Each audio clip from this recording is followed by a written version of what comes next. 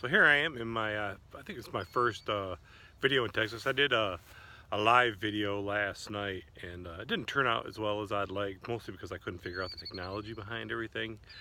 So I thought I'd do another one and get a little bit more explanation about Jing, Qi, and Shen while I'm a little bit more relaxed and I'm not worried if it's actually broadcasting and then people are popping up with the pop-ups when they're asking questions, which is cool, but I had no idea that happened, so I was kind of flummoxed, so I apologize everybody about that.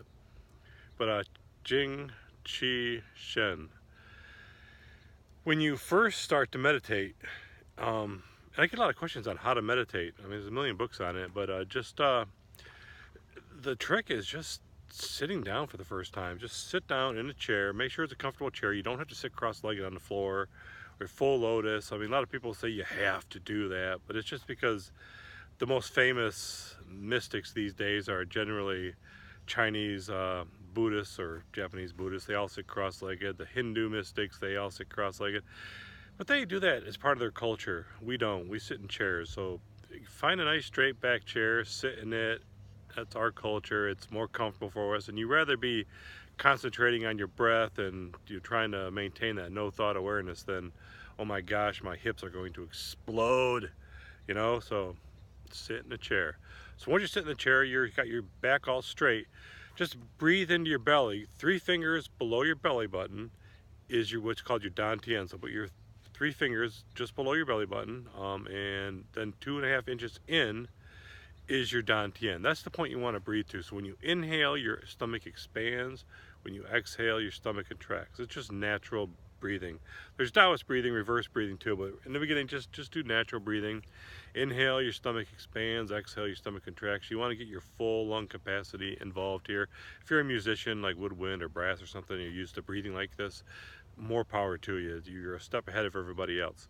So slow, deep, even breaths. You want to breathe so slow, so deep, and so even that you can't feel that you're breathing. You can't hear it. It's just very slow. It doesn't take months for this. It takes just a few days to get the feel of it, to relax enough. You got to relax while you're doing this, and it's the first time you sit down, your brain's going to be racing. Am I doing this right?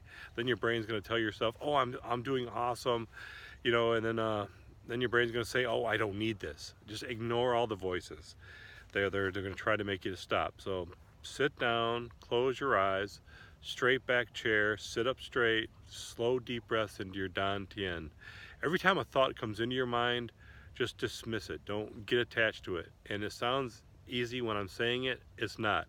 That takes a while, it's pretty funny when it first starts happening. When you first can really do it, when you first start meditating, if there's a loud bang in your house or outside, it's going to just shake your whole body. Your startle reflex is just going to go, you know, in full mode. But relax, breathe, get through it. And after I think in the beginning it takes maybe 2 months till if you're practicing every day, and if you've increased 5 minutes every day, that's about 2 months. You're at you know, every week you're increasing 5 minutes. So if you do it like that, you should be about an hour at that time. You know, once you get to 20 minutes, you can pretty much jump to 10 minutes. So you can go 20 minutes to 30 minutes to 40 minutes. But in the beginning, 5 minutes. Just pace yourself. You don't want to drive yourself crazy. So after like 2 months, if something really, a loud bang happens, your mind's just going to go, oh, there was something. Don't have to worry about it. And there's going to be no startle reflex at all. And you're going to be so detached from it. And then, of course, you're going to realize how detached you were, and you're going to be like, get all screwed up again. Oh, yay! It's funny. It happens to everybody. So just enjoy the process. So after 2 months, after 3 months, these loud bangs will start to put you into an even deeper state of awareness than the no thought, you know, the state of mind. So that's the basics of how to meditate. Now, what's happening in your body when you meditate is you're starting, according to the Taoists anyway, according to Taoist Alchemy, what's happening is you're storing qi, or you're storing Jing, or you're bringing Jing up from where it's stored, basically every place in your body, but normally sexual essence. That's why it's no fat, no sex, which is one of the reasons everybody fails, because they just can't do that. But you know, if your needs are great enough, you'll do it. And it pulls that energy, that essence into your belly, your dantian. I guess it's etheric or something. It's not really. There's no cauldron. I mean, now you understand this. We're modern people. You know, there's no mystical cauldron in your belly. Maybe there's an energetic. Maybe we have an energetic body that's kind of like a ghost to this one. Maybe it happens there. Maybe it's just your enteric nervous system. Because remember, you've got an enteric nervous system. You got almost as many neurons in your gut that you have in your brain. A lot of people don't know that. It's for real. It's crazy because evolution happened. Okay, it's a fact. And we started out basically, you know, besides, you know, single cell things, our first real form was a worm. We were worms. That's basically our enteric nervous system is just this big worm. Think about it. Your mouth to your butt, it's like a worm. And now we got another brain sitting on top of it, you know, that grew up from the reptiles and the mammals and finally us. You know, we're still mammals, but that energy, it's in your dantian. It's the location of it, so that's a good place to concentrate. That's where your butterflies, when you see someone very attractive, that's where they spring up from. They flutter around, but you just concentrate on your dantian, and the breath mixes with your Jing, your essence, and it creates chi. And now once your chi is full in your belly, your dantian, it will start to rise up. You know, it gets warm. It will get really hot if you really practice a lot. It'll get hot. And your belly will swell. Oh, I didn't even tell you about this. The belly will swell when it gets really hot, and you will sometimes throw up. It's one time gross. This is really gross. But I threw up a black octopus-looking thing. I had no idea that was normal. I guess it's just you're cleaning out oh, I can't remember. I found it in a book where they were talking about it. You're cleaning out the chi channel that flows, but it's basically my belief is it's just undigested crap that's in your belly because these things just purify you. But you know, anyway, that gets really hot, and the Chinese say it's like that. If you look at the kanji, the Chinese character for chi, it looks like a little bowl of rice boiling and the steam coming up. So it boils, the steam, the refined chi starts to rise, and it goes into your solar plexus area, which is your middle dantian. And it's the no thought awareness, which is like unemotional, because if you have a really strong emotion, that will hit you right in the chest. So here we want to really practice the no thought all day long too. So you've got your meditation. You're still practicing meditation. You can practice this the entire time, but all during the day too, you're practicing the no thought as much as possible, breathing in your dantian as much as possible. But you're trying to really be unemotional, but not like a robot. You're trying to be equanimity. You're trying to develop equanimity, the stoic. And don't be it's the 13th Tao Te Ching, where, you know, dishonor and honor are the same. That's what you're trying to do here. You're trying to get that feeling of equanimity. So when that happens, that mental attitude, that very refined energy will mix with the chi in your middle dantian and create Shen. Now, what happens with the Shen is, once again, just like in your dantian, the chi became full, it rose up. When the Shen becomes full, it rises up into the brain, the third dantian, which is, you know, third eye, dead center of your brain. I guess a lot of people call it the pineal gland or the pituitary gland. And, you know, there's really I don't think there's really a specific spot. If I had to pick, I'd say pineal gland. But, I mean, I'm pretty heavy on the neuroscience when I got my psychology degree. So I don't really hold too much hope that it's actually the pineal gland, just like I don't believe there's a cauldron in your belly. It's the enteric nervous system. I'm sure there's some kind of really crazy thing going on in your brain that does this. But the energy rises up, and what you experience there is you're flying through a tunnel, and the light blazes before your eyes. Just like the near-death experience going through the tunnel. A lot of people, including myself, this is where all the crazy crap visions come in. You see visions of God, the devil, angels, aliens. I've seen it all. Seen Luke Skywalker once back in the 80s, back before being a Jedi was a thing, I guess. And I saw, just ignore them. Ignore the visions. Oh my God, ignore the visions. In fact, even in the beginning of the meditation, when you start meditating, you might start seeing visions. Mary might start talking to you, and you think you're going to be channeling Mary. Ignore it. It's just it's a distraction. You're going for enlightenment. Remember that, you're going for enlightened immortality. It's got nothing to do with mere channeling Mary. It's all about enlightened immortality. So anyway, the Shen rises up into the brain, and then you're starting to transform the Shen, which you see kind of as light, but you're trying to transform that into Tao.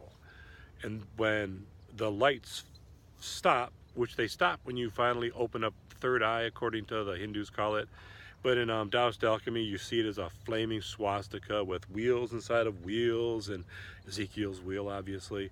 So that's what you see as the last vision when your Shen is risen up and it's full, and now you got to transform your Shen into Tao. And this is, I think, the hardest, longest part, because when you're first doing the basic stuff, 100 days builds the foundation, you know. The rest of it, I mean, they go 10 months, 3 years, 9 years. They are not set in stone as much as the 100 days is. But here, all the visions of light stop. Everything stops because you've risen above form. If you want to think about it in Buddhist terms, you've got the first skanda, first kanda. It's, you know, form. You've risen above it as far as meditation goes, and then there's higher levels of meditation. So that's where you're at. And everybody wants the flash bang stuff in meditation, which, you know, I'm gonna admit, they're cool. I mean, they keep you going. I mean, when you're having out of body experience, you're like, whoa, I'm doing something awesome. Distraction, but everybody goes through it. Just keep on meditating. Just kind of ignore what's going on. You know, all the flashbang stuff.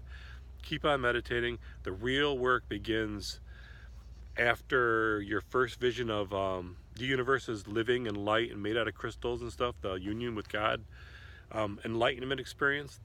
It begins then, and that's when all the real meditation work starts. And then the second part of the path, because there's 3 parts. The second part of the path happens after you see the flaming swastika in your center of your brain. That's like the last form experience you're going to have. The rest of it's super subtle. Buddhism has a lot of really great information on the higher levels, but it all starts and it all continues and it all stems from meditation. You must sit down in meditation. There's going to be times, like in the beginning, you're only going to be doing 5 minutes, but you really got to work up to 4 hours a day at a minimum. And I know that sounds like a lot, but it's not. Just stop watching TV, you know, stop reading, you know, things too much. Get off your phone, which thank God we didn't have these things when I was younger and started out, because I don't know if I would have been able to do it. And I think that's the only reason I've really been so successful at Taoist Alchemy, is because I put in the work. You know, when the books and my first master, what he told me was, because I was having out-of-body experiences and I wanted to fix them, and I didn't want to have them because I'm just a regular guy. So I mean, I don't want to have out-of-body experiences. They're stupid. So I was talking to him, and he's saying, practice 4 times as much as you read, which is like the best advice I ever got. So, you know, obviously nobody likes to practice. I mean, come on, who wants to sit down for an hour and do nothing? It sounds cool, but until you do it and there's no radio playing and you're just sitting there with your eyes closed and you're not even twiddling your thumbs, it sucks. You know, at first it really sucks. So you hold yourself to reading just 15 minutes because you only want to do it an hour. But after that, you know, you stop reading and you know, at all, you know, totally, and then you're just meditating. That's your total practice. And it'll fluctuate. You know, some years you're going to be meditating for 4 hours a day, and some years you're just going to be like 20 minutes. And but in the beginning, there's a section in there that's if you look at the Book of Revelations, there's a 7-year tribulation. That's actually an alchemy deal, the Western alchemy, 7 years. That happens in Taoist alchemy too, but you have to cut it up so it ends like the 7-year cycle there ends with the flaming swastika, and it begins with a descent of power. Like in Taoism really doesn't talk about it that much, but it happens in Taoists. They talk about it, but they don't make it like its own thing. Whereas they do in Hindu yogic traditions, where they call it Shaktipat, where there's like energy comes down and hits you on top of the head. That's basically what the Book of Revelation starts at. You know, they call it eating with God or something. I can't remember. It's been a long time since I've read the Book of Revelations or gotten into Christian mysticism, which I love, by the way. I love the Catholic mysticism. Mystical theology is just so profound. If you look at the Catholic mystics and the Buddhist mystics, and you strip out Buddhism and Christianity, just the outer garments, they're doing the exact same thing. They're not having sex. They've given up all their belongings. They're meditating all day long. They've got a very, very, very restricted diet. They're doing the exact same things. The same thing with Taoists. They're all doing the exact same thing, and they're all getting the exact same results. So that's one of the reasons why Catholic mystics are very controlled. The Catholic Church really controls what comes out of a mystic's mouth. You know, they're allowed, I mean, the mystics are allowed to say anything they want, nowadays anyway, but if it gets church approval, then even then they say you don't have to believe the private revelations of anybody. The only thing you have to believe in is that Jesus is the Savior. You know, that's basic Christianity itself. But the Catholic Church is pretty open about that. You don't have to believe anything. You don't have to do anything but believe in Jesus. So I just wanted to clear that up because, you know, I'm friendly to Christianity. You know, I grew up Catholic and I still go to Catholic Church once in a while. I love the church. But, you know, I've converted to Buddhism and I practice Taoist Alchemy, which is, I'm sure, complicated to some people, but, you know, you get older and you kind of take everything with a grain of salt. Anyway, I hope I explained that better than I did last night. The transformations, actually how to meditate, and a general overview. I think that's it. I hope this was good. If you got any questions, just label them down, or you know, put them down in the thing. Like, subscribe. I think I'm supposed to say that. Like and subscribe. And if any of my family in Michigan are watching this, it's 3 degrees there. I think it was -3 when I checked this morning. It was 50 here in Texas, so it's gonna get in the 60s today here. So I don't know what to tell you. Come to Texas. It's great here. Texas is fantastic. Anyway, thanks for watching. Talk to you guys later. Bye.